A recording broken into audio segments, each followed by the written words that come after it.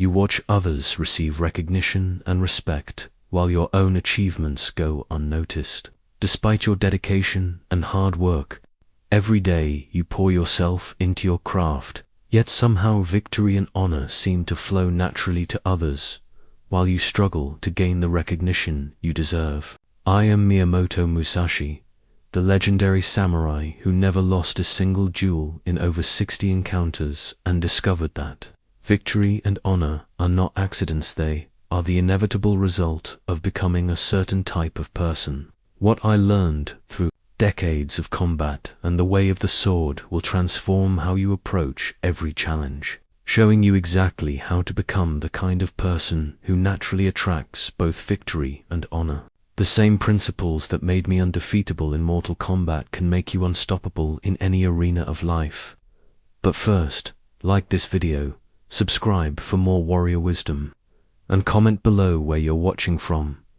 I want to know which corner of the world is ready to walk the path of the sword. I still remember the weight of that torn kimono, stained with my own blood, after my first real duel at the age of 13. The fabric was heavy with more than blood. It carried the weight of a lesson that would shape every victory that followed. That kimono, which I kept for years as a reminder, taught me that victory requires total commitment, not the partial effort that most people give to their pursuits. The man I faced that day was Arima Kihei, a seasoned warrior from the Shinto school, who had killed men in combat while I was still learning to hold a wooden sword properly. When I challenged him, people laughed. A boy against a proven killer. It seemed like madness, but something burned within me that day, not just anger or pride, but a hunger for something I couldn't yet name. The duel began at dawn. Kihei moved with the confidence of experience, his technique polished and deadly. I moved with the desperation of youth, unrefined but absolutely committed. What I lacked in skill, I made up for in something he had forgotten over years of easy victories. The willingness to risk everything for honor. When his sword cut through my kimono and drew first blood, I felt something shift inside me. Most young warriors would have retreated, would have accepted defeat gracefully.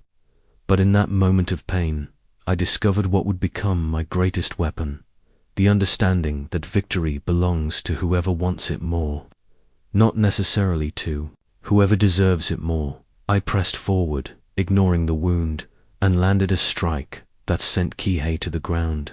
The crowd fell silent. A 13-year-old boy had defeated a master. But as I stood over my fallen opponent, kimono torn and bloody, I realized something crucial. This victory wasn't about my technique or even my courage. It was about the person I had become in that moment, someone who would not accept defeat under any circumstances. That night, as I examined my torn kimono, I understood that most people live their entire lives giving partial effort. They want recognition, respect, and honor, but they're not willing to bleed for it. They want victory, but they're not willing to risk everything to achieve it. They hold something back, some part of themselves they're not willing to commit fully. The torn kimono taught me that victory and honor are not awarded to the most talented or the most deserving. They go to those who commit completely, who hold nothing back, who are willing to be torn and bloodied in pursuit of their goals. This is why so many talented people remain unrecognized, while others with less obvious gifts rise to the top. From that day forward, I never entered any situation, whether a duel, a conversation, or even a simple task, with partial commitment. When I decided to master the sword, I didn't practice when I felt like it. I practiced until my hands bled and my muscles screamed. When I studied strategy, I didn't skim the surface. I meditated on each principle until it became part of my bones. The world is full of people who want victory and honor but aren't willing to tear their kimono in pursuit of it. They want the recognition without the sacrifice, the respect without the risk. But victory sees through such half-hearted efforts. It only comes to those who commit everything, who are willing to be bloodied and torn in pursuit of excellence. My father's sword sits in my memory like a ghost, abandoned the day I chose to forge my own path rather than follow his. That blade, which had served our family for generations, represented everything I needed to leave behind to find my unique way to victory. Most warriors inherit their methods, their techniques, their very approach to life from those who came before them. But I learned that true victory comes only to those who dare to walk alone. When I left my family's estate, I could have taken that sword. I could have followed the traditional path, joining an established school, learning proven techniques, fighting alongside others in group battles where individual excellence is diluted by collective effort. Instead, I chose the way of single combat, the path of the lone warrior who must discover his own truth through direct experience. This decision horrified my teachers. Musashi, they said, why abandon proven methods? Why risk everything on uncharted territory? But I understood something they did not. Following others' paths leads only to their destinations, not yours. When you copy another's technique, you become, at best, a pale reflection of their achievement. You can never surpass the original because you're always operating from their foundation, not your own. Single combat became my teacher because it strips away all illusions. When you face an opponent alone, with no allies to rescue you, no group tactics to rely upon, no one to blame for failure, you discover who you truly are. Every weakness is exposed. Every strength is tested. There is nowhere to hide from the truth of your character. I remember my first journey as a wandering warrior, carrying only a wooden sword and my determination. Village after village, I sought out local champions, masters of established schools, anyone who claimed skill with a blade. Each duel was a classroom where life and death were the only grades that mattered. What I discovered through countless solo encounters was revolutionary. Every opponent had been shaped by their school's limitations as much as its strengths. They had learned to fight in predictable patterns, to respond to attacks they expected, to use techniques that worked against students who had learned the same methods. But when faced with someone who had forged his own way, someone who fought with principles discovered through personal trial and error, they were lost. The way of single combat taught me that your greatest advantage comes not from what everyone else knows, but from what only you have discovered. When I developed my two-sword technique, masters said it was impossible, that no one could effectively wield both long and short swords simultaneously. They were wrong because they were thinking within the boundaries of their inherited knowledge. This is why most people never achieve the recognition they deserve. They follow established paths, copy proven methods, and wonder why they don't stand out. How can you attract victory and honor by doing exactly what everyone else does? How can you be noticed when you're indistinguishable from the crowd? The sword I left behind represented safety, tradition, the approval of others. The path I chose represented risk, innovation, the possibility of both spectacular failure and unprecedented success. But only by abandoning my father's sword could I forge my own legendary blade, a way of living and fighting that belonged to me alone.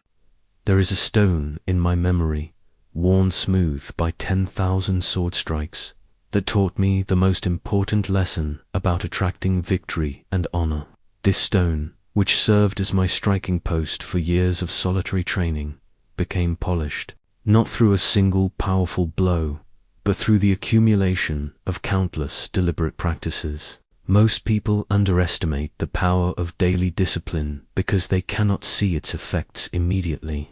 But that stone proves that consistent action shapes even the hardest materials. Every morning before dawn, while others still slept, I would begin my practice, not when I felt motivated, not when conditions were perfect, not when I had nothing else to do.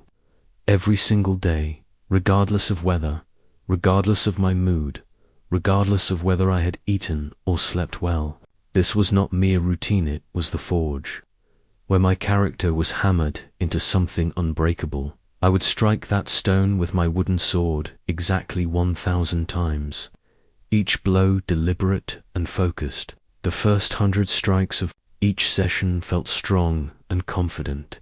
The middle strikes, from 300 to 700, required discipline as my arms grew heavy and my focus began to waver. But the final 300 strikes, these were where transformation happened. When my body screamed for rest, when my mind offered 1,000 excuses to stop, when continuing felt impossible, these final strikes built something more valuable than technique. They built the spirit that refuses to surrender. Most warriors practice until they feel tired.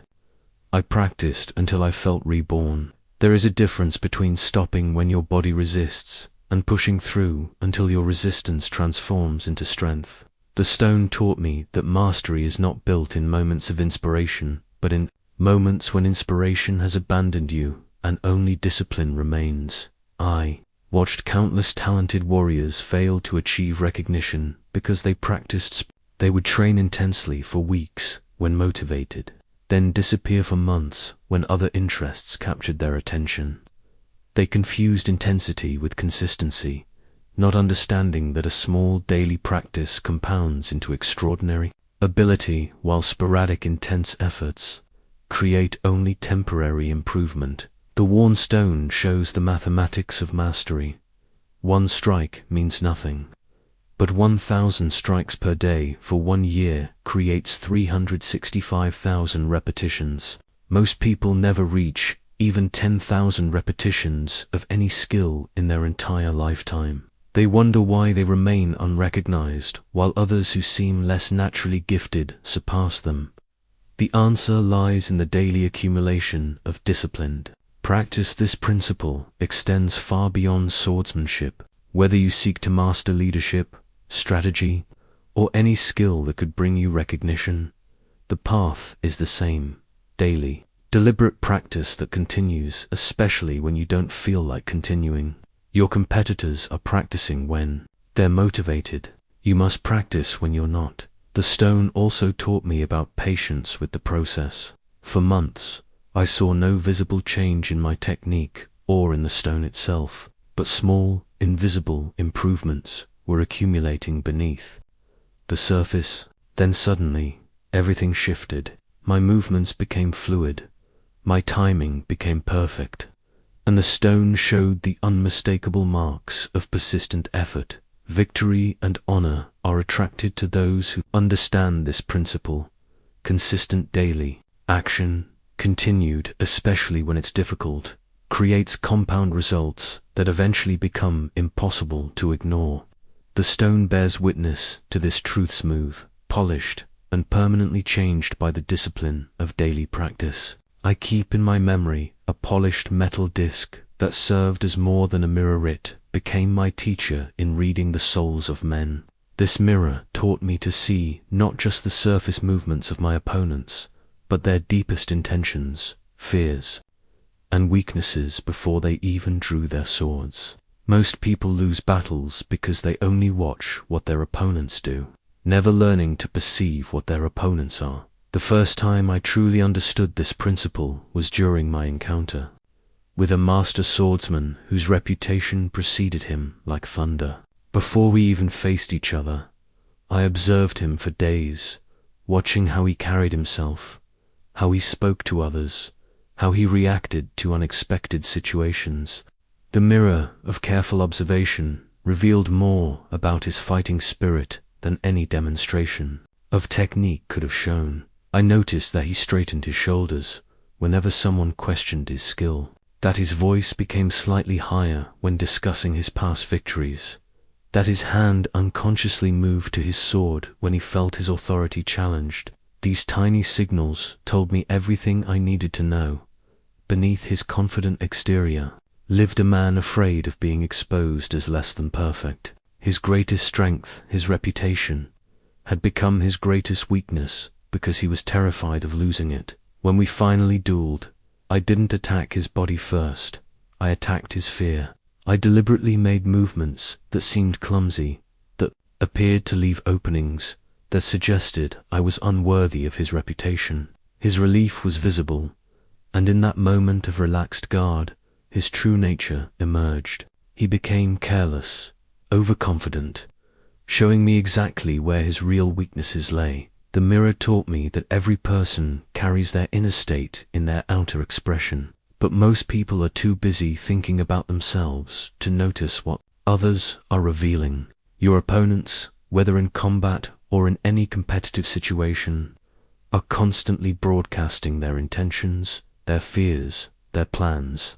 They cannot help themselves because these things live too deeply within them to be completely hidden. I learned to read the subtle signs, how a man's breathing changes when he's about to attack, how his eyes move when he's planning deception, how his posture shifts when he's lost confidence, the slight tightening around the eyes that signals determination, the almost imperceptible lean forward that precedes aggressive action, the way someone's voice changes tone when they're bluffing versus when they're telling the truth. Most importantly, I discovered that people's greatest strengths and weaknesses are usually the same thing, viewed from different angles. The man who is supremely confident can become overconfident. The careful planner can become paralyzed by overthinking.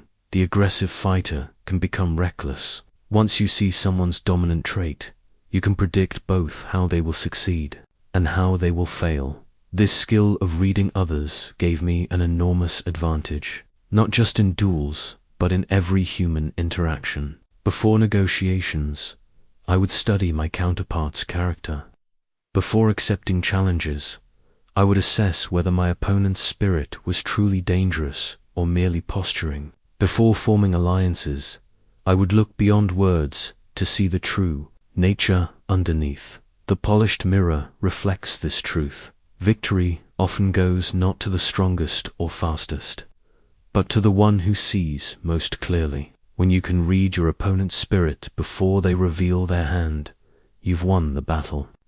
Before it begins, there was a broken hourglass at Ichigo Temple that taught me one of the most profound lessons about victory and honor. During a crucial moment in my training, when I was meditating on the nature of timing, this hourglass shattered not from any external force, but seemingly from the weight of its own sand. In that instant, as the grains scattered across the temple floor, I understood that victory has its own rhythm, its own perfect moment, and trying to force it too early or too late destroys the very thing you seek to achieve. Most people fail to attract victory because they either rush toward it desperately or wait for it passively. They do not understand that timing in life, like timing in combat, requires active patience, the ability to prepare intensely while waiting for the exact right moment to act. Victory is not seized. It is received when you have positioned yourself correctly and the moment aligns with your readiness. I learned this lesson painfully during my early years as a wandering warrior. There was a particular opponent, a master of the Nitin school, whom I challenged 3 times. The first time, I was too eager, too hungry for immediate recognition. I attacked before I had properly studied his methods, before I understood his rhythm. He defeated me easily because my timing was driven by impatience rather than wisdom. The second time, I waited too long. I had studied him extensively, understood his weaknesses, but hesitated when the perfect moment arrived. Doubt crept into my mind. Was this truly the right time? Was I ready enough? My hesitation communicated itself to him, and he sensed my uncertainty. Again, I was defeated, this time because I failed to act when victory presented itself. The third encounter was different.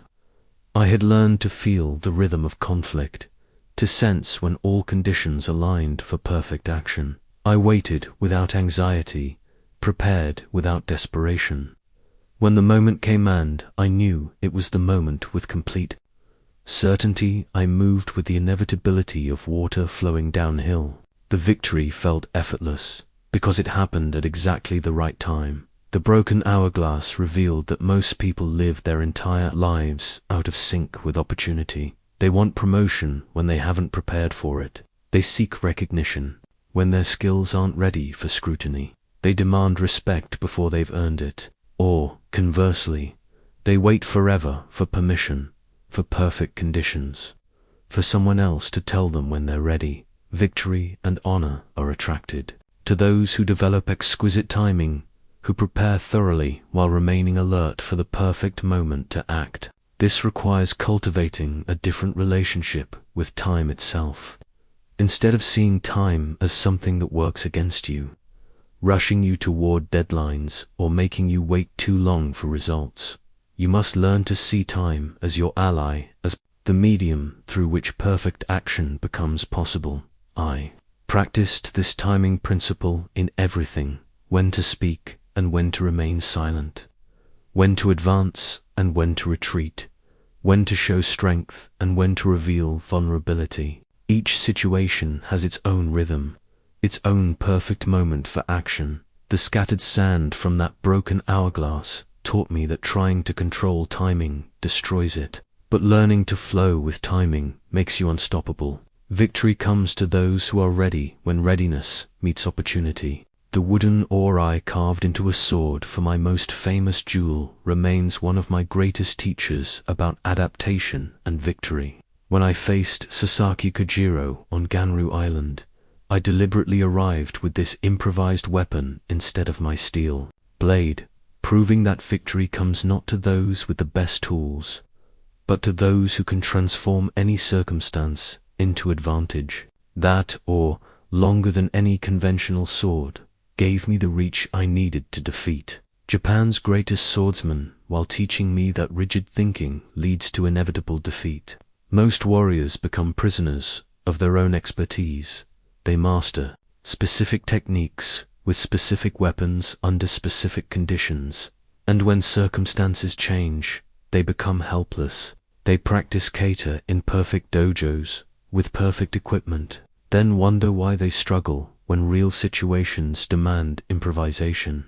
But I learned that true mastery means being able to find advantage, regardless of what tools or circumstances you're given. The decision to use an oar was not random inspiration, it was calculated adaptation.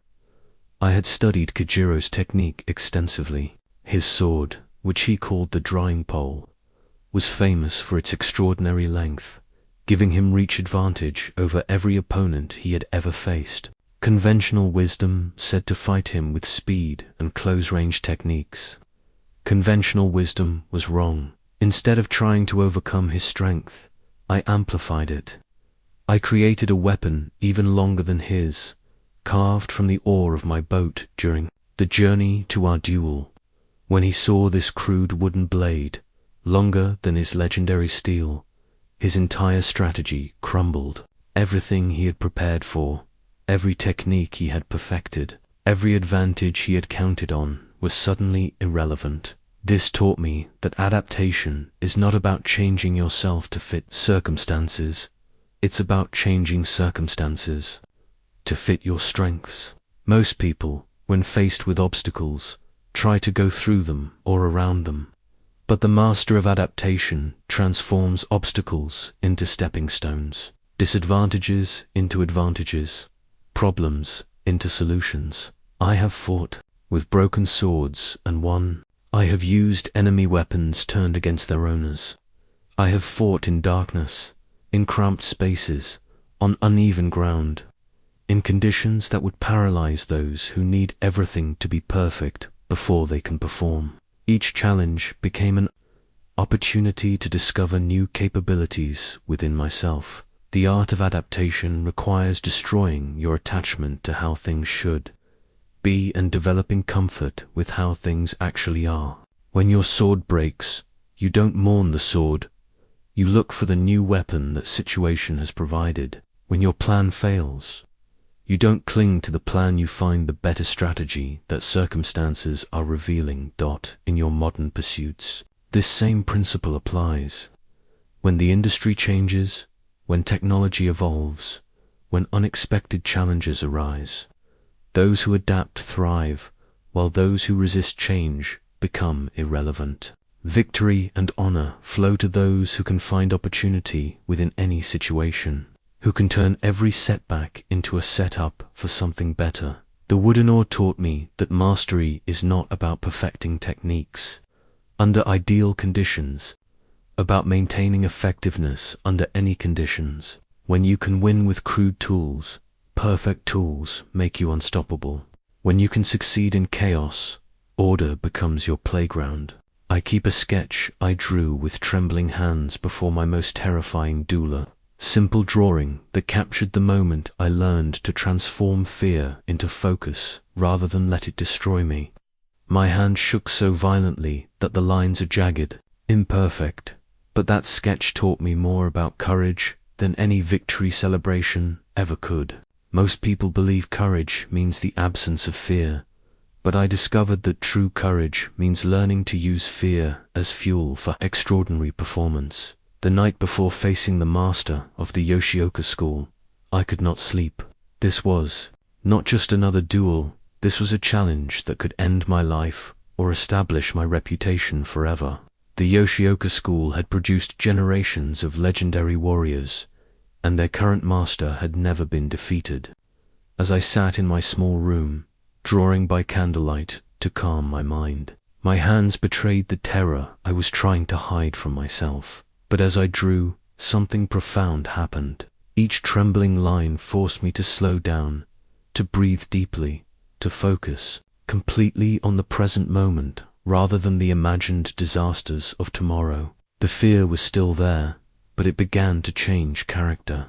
Instead of the paralyzing terror that freezes action, it became the sharp awareness that enhances performance. I realized that fear contains crucial information. It tells you when something truly matters, when the stakes are real, when your full attention and capability are required. Those who avoid fear also avoid the situations where real growth and recognition become possible. Those who are paralyzed by fear never discover their true capabilities. But those who learn to dance with fear, to use its energy rather than be consumed by it, become capable of extraordinary things. The next morning, when I faced the Yoshioka master, I was still afraid, but now my fear was focused, transformed into hyper-awareness of every detail. The way morning light fell across his sword, the subtle shift in his breathing that preceded attack, the exact distance between us that would determine life or death. Fear had become my ally, sharpening my senses to supernatural keenness. When the moment of combat arrived, I moved with a precision and speed that surprised even me. Every technique I had ever practiced flowed together perfectly. Every lesson I had learned manifested effortlessly. The fear that had nearly paralyzed me the night before had been transformed into the very force that made victory possible. This taught me that honor comes not from being fearless, but from facing your fears repeatedly until you develop mastery over them. Each time you act despite fear, you build the spiritual muscle that eventually makes you unstoppable. Each time you retreat from fear, you strengthen the part of yourself that will always hold you back from recognition and achievement. Most people spend their lives avoiding the very challenges that would transform them. They seek comfort, predictability, safety, but victory and honor live on the other side of fear. The trembling hand sketch reminds me that courage is not the absence of fear, it is fear walking forward anyway, transforming terror into power. Through the alchemy of action, fear is not your enemy, it is your teacher. Listen to its lessons, use its energy, and let it guide you toward the challenges that will make you legendary. There is a torn challenge letter in my memory that was never delivered withdrawn the moment. My reputation preceded me into a town where a local champion had boasted he could defeat any wandering warrior. That letter, hastily retracted when he learned my name, taught me that reputation becomes your most powerful weapon, but only when it is built through consistent action rather than empty words. Character, when demonstrated repeatedly, eventually speaks so loudly that battles can be won before they begin. I remember the exact moment I understood reputation's true power. I had entered a village where a samurai had been terrorizing merchants. and challenging travelers, claiming to be the greatest fighter in the province. Word of my approach had traveled faster than my feet, and by the time I arrived, a crowd had gathered to witness what they expected to be a spectacular duel. But when I walked into the town square, something extraordinary happened. The local champion took one look at me, not at my sword, not at my technique, but at my presence, and his entire demeanor changed. His shoulders slumped slightly, his breathing became shallow, his hand trembled as it moved toward his weapon. He had heard the stories of my previous encounters, and in his mind he was already defeated. The duel lasted 3 moves, not because of any special technique, but because his spirit had been conquered before we began. My reputation had done the fighting for me, and I understood that this was not accident. It was the inevitable result of years of consistent demonstration of character under pressure. Most people misunderstand reputation, thinking it's about what others say about you. But true reputation is what others know about you based on what you have repeatedly done. It's the accumulated evidence of your character in action, the pattern that emerges when people observe your behavior across many different situations and challenges. I had not sought fame or recognition for its own sake. Instead, I had focused relentlessly on becoming the kind of person who could deliver exceptional performance under any circumstances. Each duel, each challenge, each moment of testing had been an opportunity to demonstrate who I truly was. Eventually, these demonstrations accumulated into something more powerful than any individual victory, a reputation for being absolutely reliable in delivering what I promised. The torn challenge letter represents something profound about how the world responds to authentic excellence. When your reputation is built on genuine capability, repeatedly demonstrated, it begins to work on your behalf, even when you're not present. People know what to expect from you before they meet you. Opportunities come seeking you instead of you, chasing them. But reputation is fragile and must be guarded carefully. One moment of weakness, one failure to live up to your established pattern, and years of building can be undone. This is why I never took easy victories when my reputation could have intimidated lesser opponents into surrender. Every encounter was an opportunity to either strengthen or weaken the foundation of everything I had built. Your reputation in any field works the same way. It's not built through marketing or self-promotion, but through consistent demonstration of excellence when it matters most. Victory and honor are attracted to those whose reputation speaks louder than their words, whose character has been proven under fire so many times that doubt becomes impossible. I kept a detailed journal of every opponent I faced, recording not just the outcome of each duel, but what each enemy taught me about combat, character, and human nature. This journal of defeated opponents became one of my most valuable possessions, worth more than any sword or treasure, because it contained the distilled wisdom extracted from dozens of life and encounters. Most warriors celebrate victory and forget the lesson, but I learned that every opponent, whether defeated or victorious, carries teachings that can transform your understanding if you remain humble enough to receive them. After my duel with the master of the Ito school, I spent hours recording not just how I had won, but why he had lost. His technique was flawless, his speed exceptional, his experience vast, yet something in his approach had created the opening I needed for victory. As I wrote, I discovered that his greatest strength, his absolute confidence in his orthodox technique, had become his weakness. He could not adapt when faced with something outside his training, because he had never learned to question his own methods. This taught me that arrogance destroys even the most skilled warriors. The moment you believe you have nothing left to learn, you stop growing, and in a world where others continue to evolve, stopping growth means inevitable defeat. I made a vow that night I would treat every encounter, whether with master or novice, as an opportunity to discover something I didn't yet know. My journal records lessons from the strangest sources. A clumsy farmer who challenged me taught me about unpredictability. His wild, untrained swings created openings precisely because they followed no recognizable pattern. A child practicing with wooden swords showed me the power of pure joy in movement, unencumbered by fear of failure. An elderly monk demonstrated how stillness could be more powerful than motion, how waiting could defeat attacking. Even my defeats, especially my defeats, became treasures of learning. There was a warrior whose name I never learned who defeated me early in my wandering years. I studied that loss for months, replaying every moment, analyzing every decision.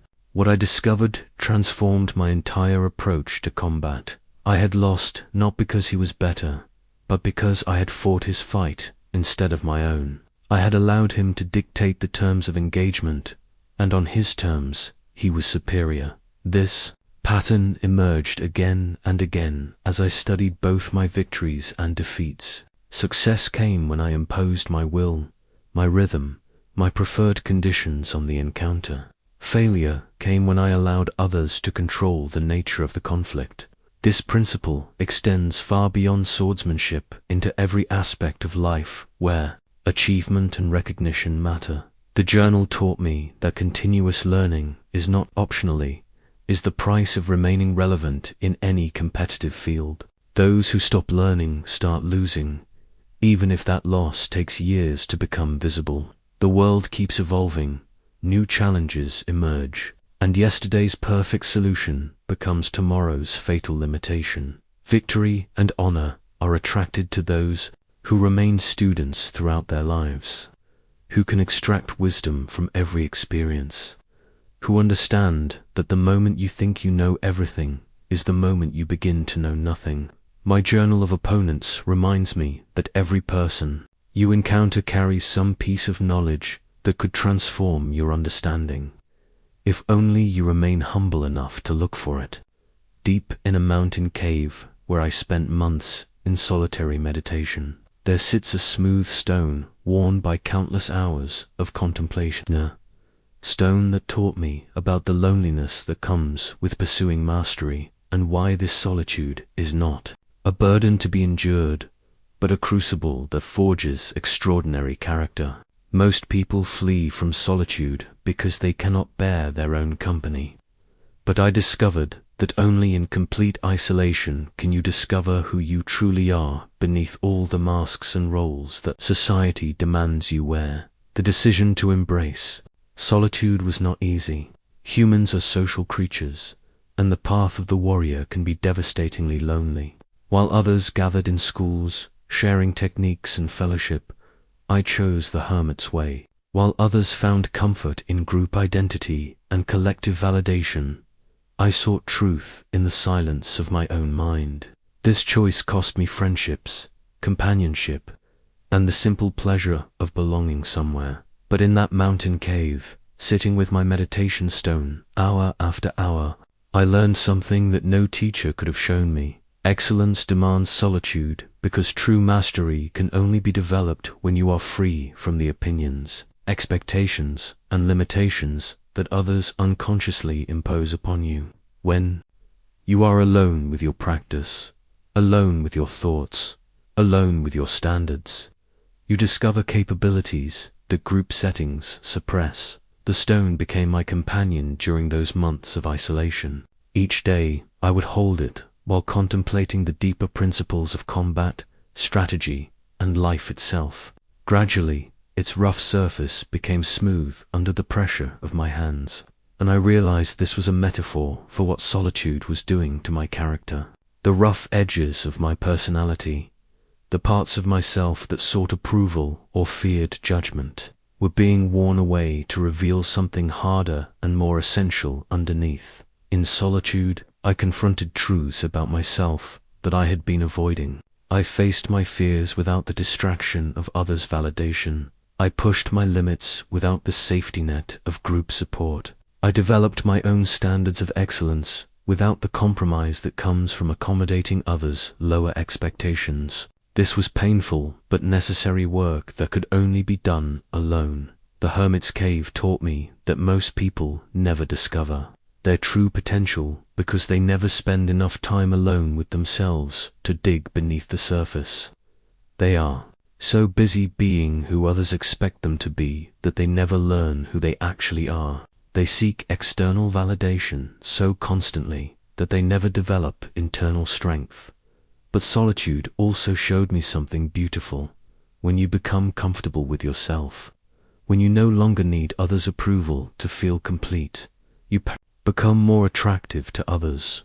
People are drawn to those who possess inner strength, who seem complete within themselves, who radiate the confidence that comes from self-knowledge. The smooth stone reminds me that the price of excellence is often loneliness, but this loneliness is not emptiness, is fullness. It is being so complete within yourself that you can give to others from abundance rather than need. Victory and honor are attracted to those who have done the solitary work of discovering their authentic strength, who have worn away everything false to reveal the diamond of their true character underneath. An old monk once gave me 5 elemental stones, each representing a different ring of combat strategy, telling me that mastery comes not from perfecting one approach, but from understanding how all approaches work together like elements in nature.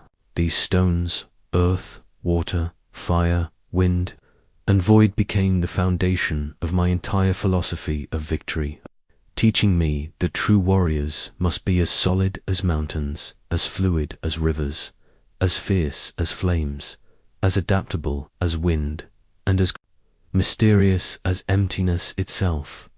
The Earthstone taught me the foundation of all victory, unshakable basics and fundamentals. Like a mountain that cannot be moved, your core principles must be so solid that no force can destabilize them. I spent years perfecting basic stances, fundamental cuts, and elementary timing until they became as natural as breathing. Most people want to learn advanced techniques before mastering the basics, but earth wisdom teaches that spectacular moves built on weak foundations will always crumble under pressure. The Waterstone revealed the power of adaptability and flow.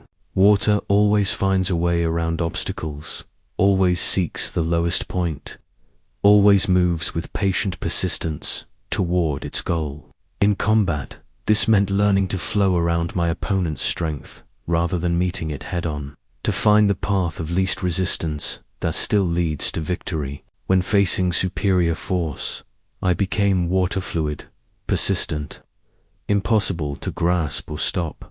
The Firestone showed me the necessity of aggressive spirit and decisive action. Fire consumes everything in its path when properly directed, but burns out quickly when scattered. I learned to concentrate my energy into focused bursts of overwhelming force, to strike with such intensity that resistance became impossible. Fire teaches that there are moments when hesitation means death, when everything must be risked in one explosive commitment to victory. The Windstone taught me to understand all schools and approaches. Wind moves everywhere, touches everything, and adapts to any environment. A true warrior must study not just his own methods, but the methods of all potential opponents. By understanding how others think and fight, I could anticipate their moves, exploit their weaknesses, and adapt my approach to neutralize their strengths. Wind wisdom means never being surprised by what others might do, but the Voidstone taught me the deepest lesson, the power of emptiness, of no mind, of responding without thought or plan. Void is not empty in the sense of lacking, it is empty in the sense of being completely available to respond perfectly to whatever arises. When I achieved the state of void in combat, I stopped thinking about technique and simply became pure response, moving with perfect timing and placement without conscious decision. These 5 stones showed me that mastery requires developing all aspects of warrior nature, not just the ones that come naturally. A warrior who only knows earth becomes rigid. One who only knows water becomes passive. One who only knows fire burns out. One who only knows wind becomes scattered.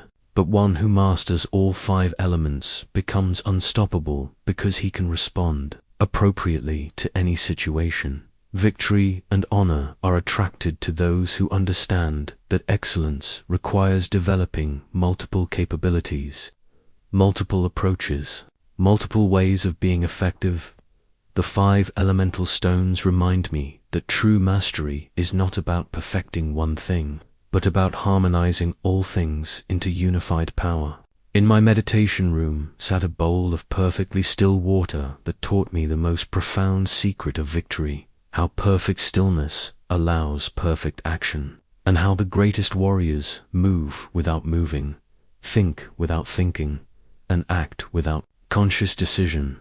This still water bowl became my teacher in achieving machine the mind of no mind, where overthinking dies and natural perfection emerges. Most people lose because they think too much in moments when thinking destroys the very capability they've spent years developing. The first time I experienced true no mind was during a duel with a master whose technique was flawless and whose speed seemed supernatural. Every time I tried to think my way through his attacks, to plan my responses, to calculate timing and distance, he was already 3 moves ahead. My conscious mind, for all its training and knowledge, was simply too slow for the reality of life and death. Combat then, in a moment of complete exhaustion, when I had no energy left for thinking or planning, something extraordinary happened.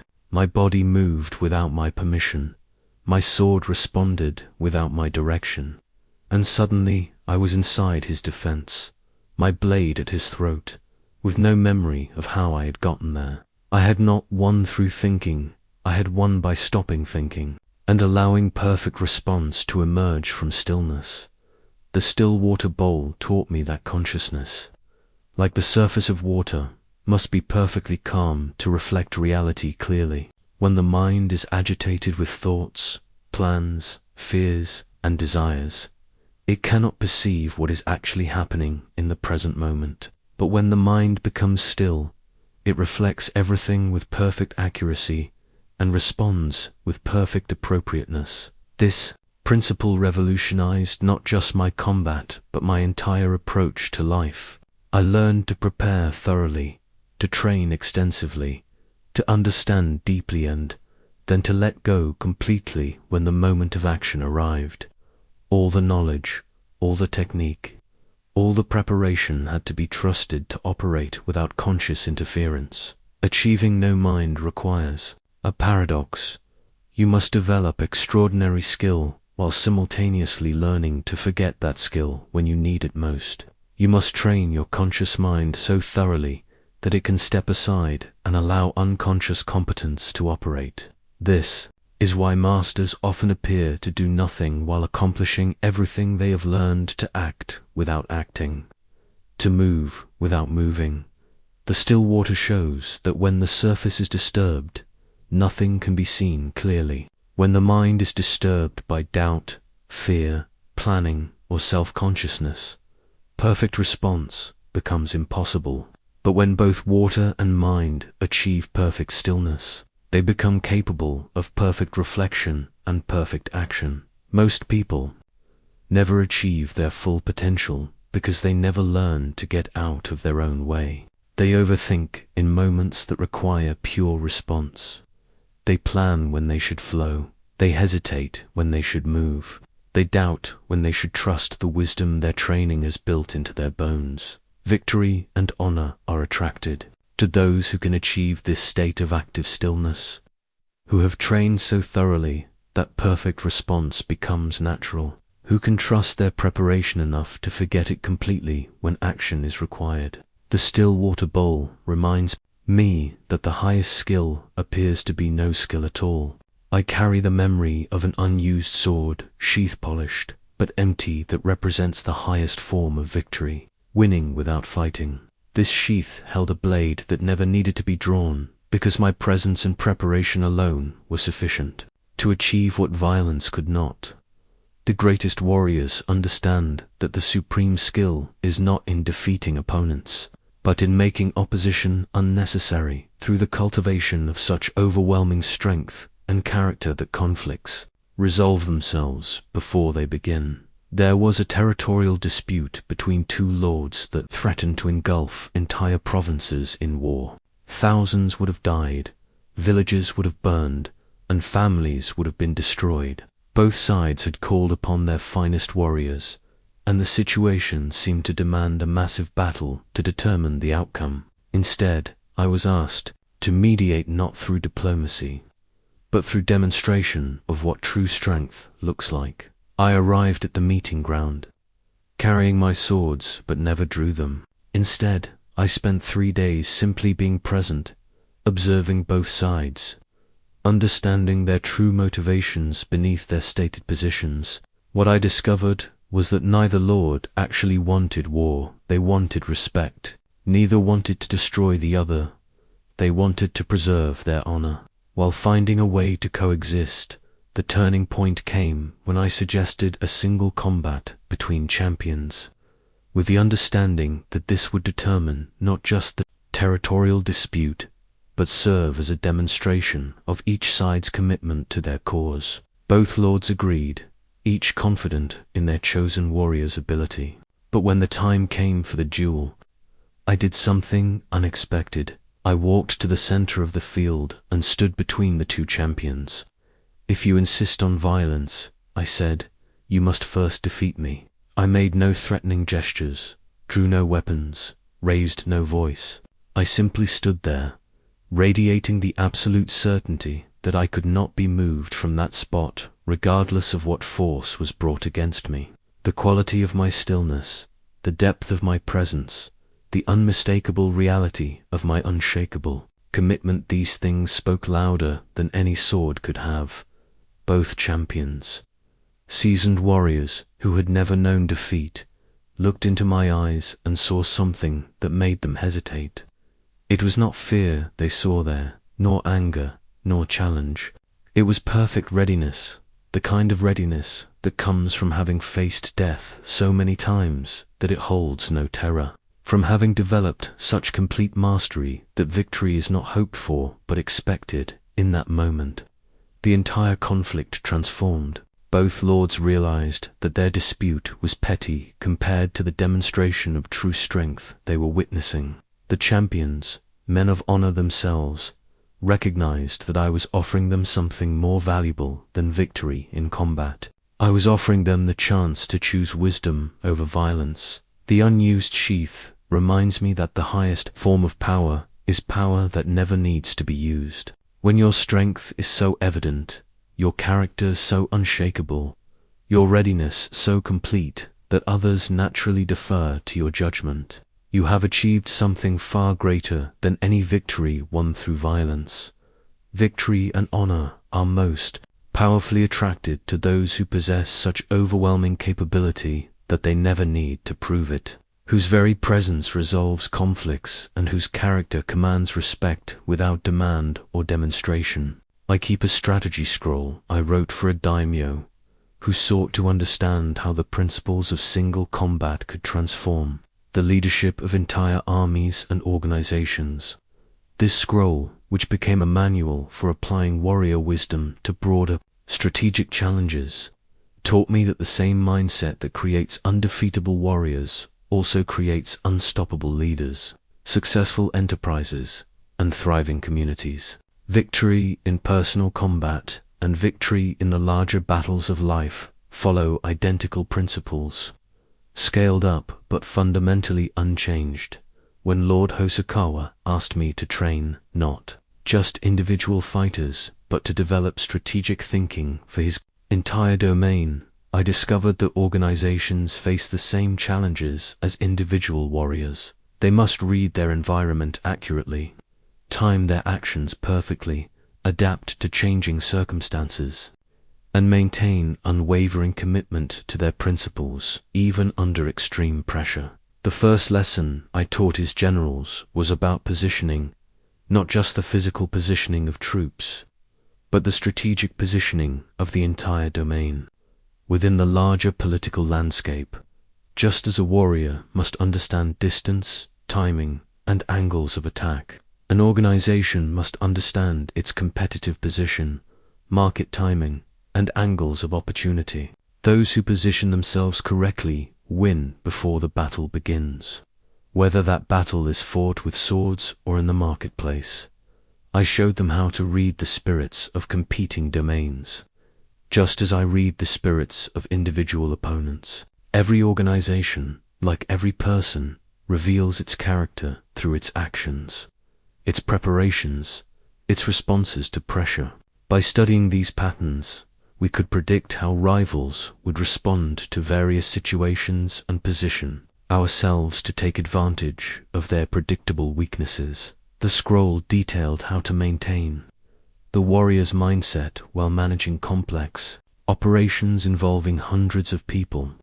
The key insight was that every principle that worked in individual combat had to be embodied by the leader first, then transmitted through the entire organization. A leader who had not mastered himself could not lead others to mastery. A general who lacked personal discipline could not create disciplined armies. I taught them about the economics of conflict, how to achieve maximum effect with minimum expenditure of resources, how to make every action serve multiple purposes, how to build momentum that becomes self-sustaining. These same principles apply whether you're managing a samurai school, leading a business venture, or governing a territory. The most important lesson in the scroll was about leadership through example rather than command. Just as reputation in combat is built through consistent demonstration of capability, leadership effectiveness comes from consistently demonstrating the behaviors you want others to adopt. People follow what you do, not what you say. They emulate your character, not your orders. I also wrote about the necessity of creating systems that could operate effectively even when the leader was absent. The greatest warriors train students who can surpass them. The greatest leaders build organizations that can thrive without them. This requires embedding warrior principles so deeply into the culture that they become automatic responses rather than conscious decisions. The strategy scroll reminds me that warrior wisdom is not limited to individual achievement, it scales up to create excellence at any level of organization. Whether you're leading a team, building a business, or pursuing any collective goal, the same principles that create personal victory and honor will create collective success when properly applied and consistently embodied. The worn calligraphy brush I used to record my final teachings carries more weight than any sword I ever wielded, for it represents the responsibility of ensuring that warrior wisdom survives beyond the lifetime of any individual warrior. This teaching brush, its bristles shaped by countless hours of careful writing, taught me that true honor is not measured by personal achievements alone, but by what you leave behind that continues to create value long after you are gone. The greatest victory is not defeating enemies, but creating a legacy that defeats ignorance, weakness, and defeat itself for generations to come. As my hair turned gray and my battles became fewer, I realized that everything I had learned through decades of life and death encounters would die with me unless I found a way to transfer this knowledge to others who could carry it forward. The principles that had made me undefeatable in combat could make anyone undefeatable in their chosen arena, but only if I could capture them in a form that would survive and spread. The teaching brush became my new weapon in a different kind of warfare, the battle against the tendency for wisdom to disappear when its original holder dies. Every stroke of ink on paper was an attempt to distill complex understanding into clear principles that others could grasp, practice, and eventually master. This was more challenging than any duel I had ever fought, because it required translating intuitive knowledge, developed through experience, into words that could recreate that experience in others. I began accepting students, not because I needed followers, but because I had discovered that teaching was the ultimate test of understanding.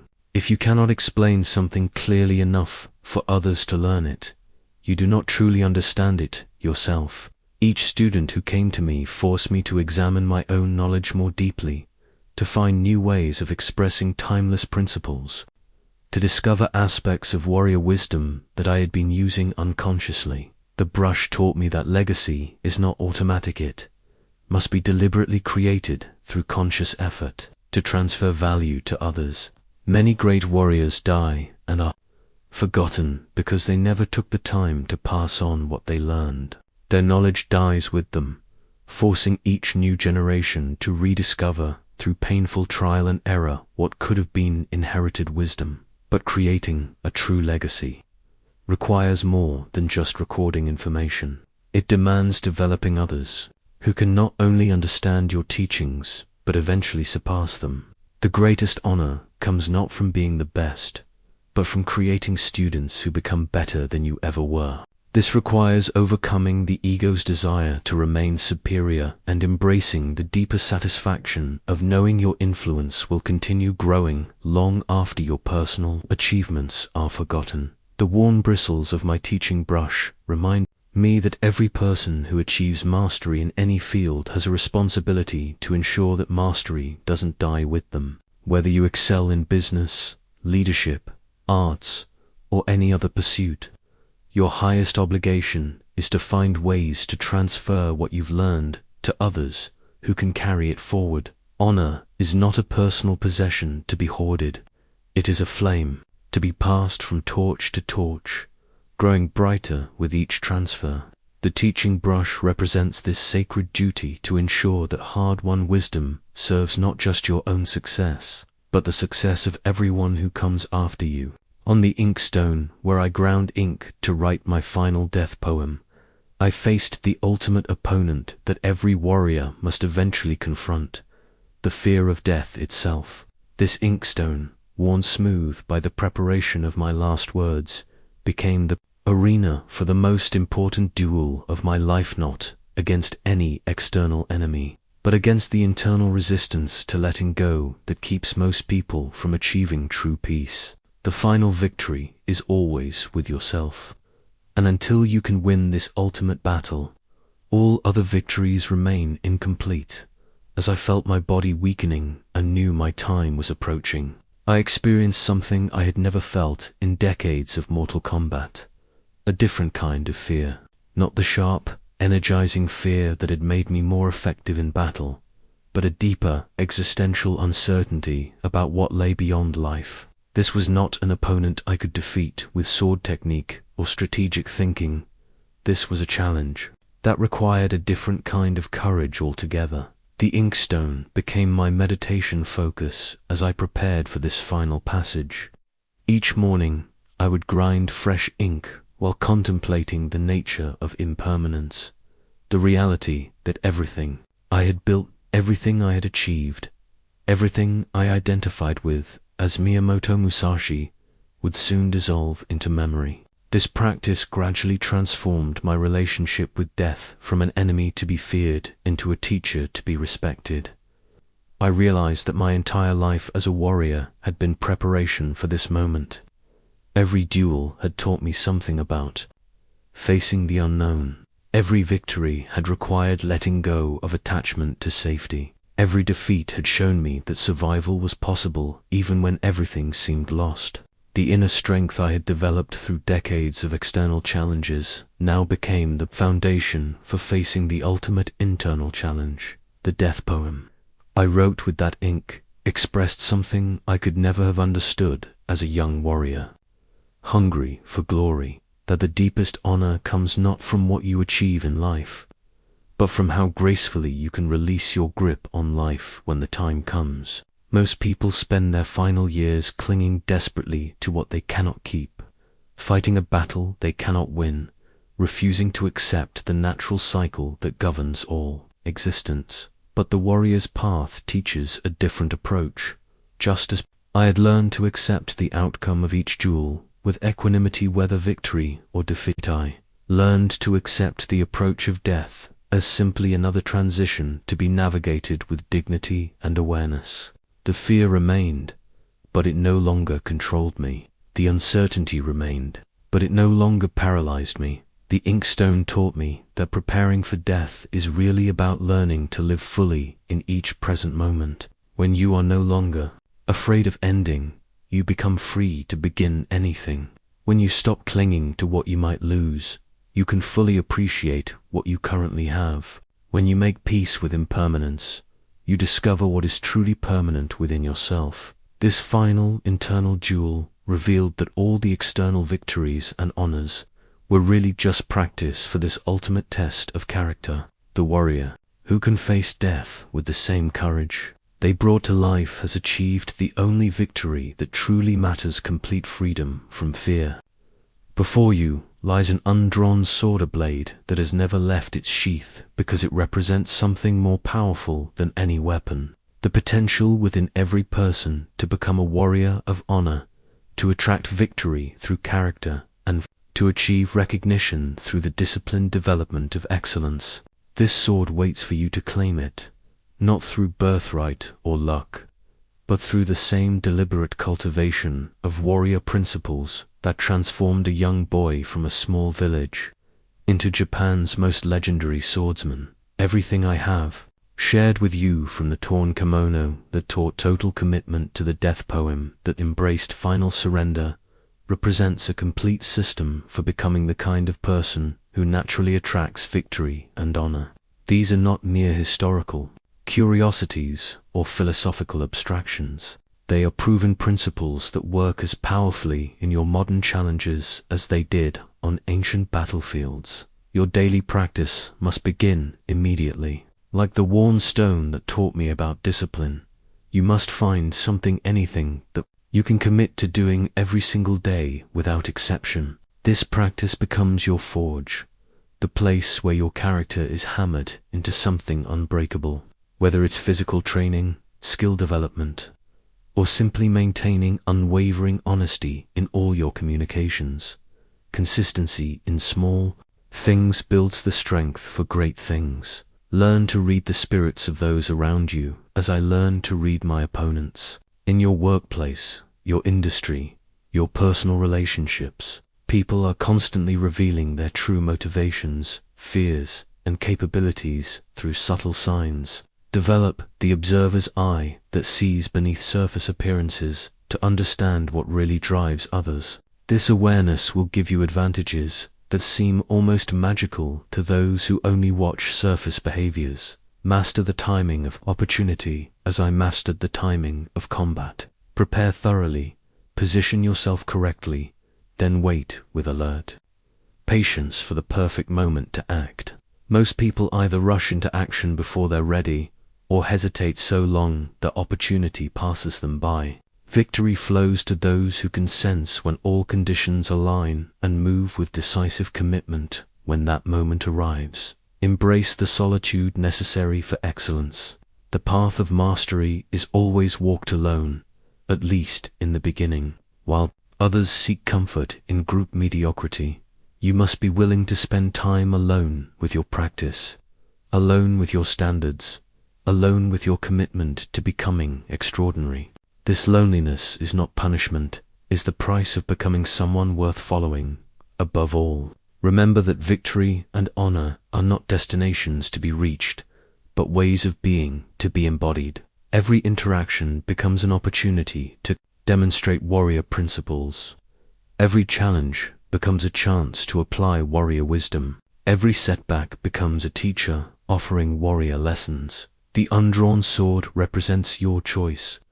You can continue living as you have, hoping that recognition will somehow find you despite unchanged efforts. Or you can take up the way of the warrior, committing to the daily discipline, strategic thinking, and character development that inevitably attracts both victory and honor. I have shown you the path. The sword awaits your hand. The only question remaining is whether you possess the warrior's heart necessary to draw it and walk the way of honor. Your journey to becoming the person who attracts victory begins with your next decision.